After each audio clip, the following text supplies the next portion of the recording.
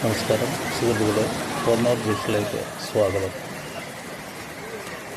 കർക്കിടക മാസപൂജയായി നട തുറന്നപ്പോൾ ശബരിമലയിൽ വലിയ ഭക്തജന തിരക്കായിരുന്നു.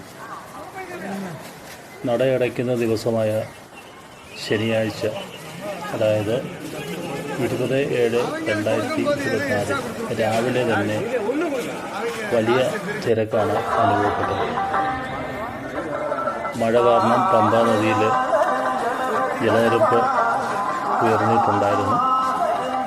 വളരെ കരുതലോടുകൂടി എല്ലാവരും സ്നാനം ചെയ്ത് മല ചവിട്ടാനായിട്ട്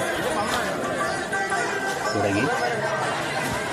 ഗണപതി കോവിലും ക്ഷേത്ര പരിസരത്തും നല്ല തിരക്കായിരുന്നു ഉണ്ടായിരുന്നത്. പമ്പ ഗണപതിയെയും അതുപോലെ തന്നെ ശ്രീരാമ ദേവനെയും ഹനുമാനെയും പാർവതിയെയും എല്ലാം ഇത്രയും വർണ്ണിച്ചതിന് ശേഷം മല ചവിട്ട് തുടങ്ങി. വളരെ അധികം ഭക്തജന തിരക്കായിരുന്നു ഈ ശനിയാഴ്ച ദിവസം ഉണ്ടായിരുന്നു. വെള്ളിയാഴ്ച രാത്രിയിൽ ദർശനം കിട്ടാതെ നിന്ന ഭക്തജനങ്ങൾ രാവിലെ നട തുറന്നപ്പോൾ അയ്യനെ തൊഴുതു വണങ്ങിയിട്ട് മലയിറങ്ങുന്ന അയ്യപ്പന്മാരെ തിരക്കായിരുന്നു കൂടുതൽ. നീലിമല കയറ്റം വളരെ കഠിനപരമായിട്ടുള്ള ഒരു യാത്രയാണ്.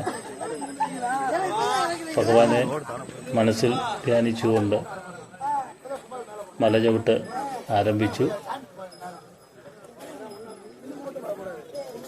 കാടിലെ സമീപ വന പ്രദേശത്ത് കുരങ്ങുകളുടെ സാന്നിധ്യം ഉണ്ടായിരുന്നു.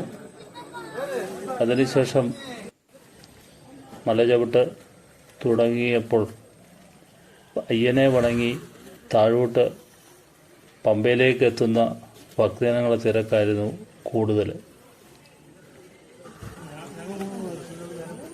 ഈ പ്രാവശ്യം ചെറുവണ്ടികളൊക്കെ ഒരു പരിധിവരെ പമ്പയിലും പരിസരത്തും പാർക്ക് ചെയ്യാനുള്ള സൗകര്യം ഉണ്ടായിരുന്നു.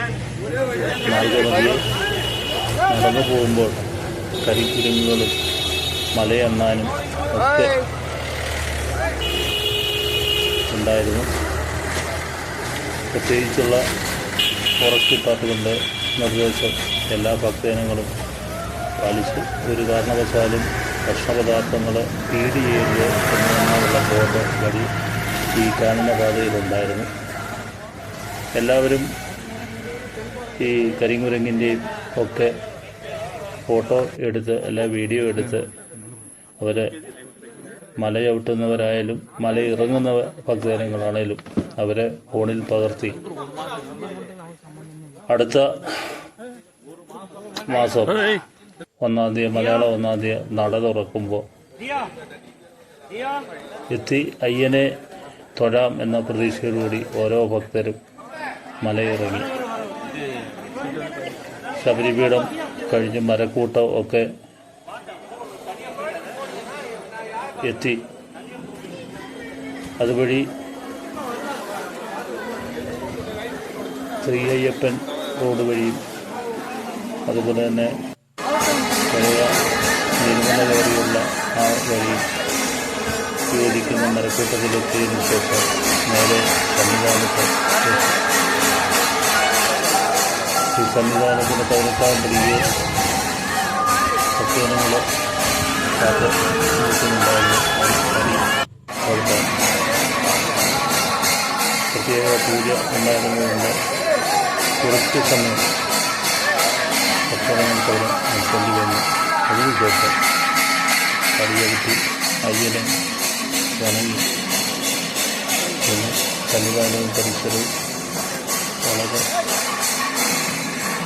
അധികം തിരക്ക് അനുഭവപ്പെട്ടു. എങ്കിലും വിശദമായിട്ടുള്ള ദർശനം കഴിഞ്ഞ്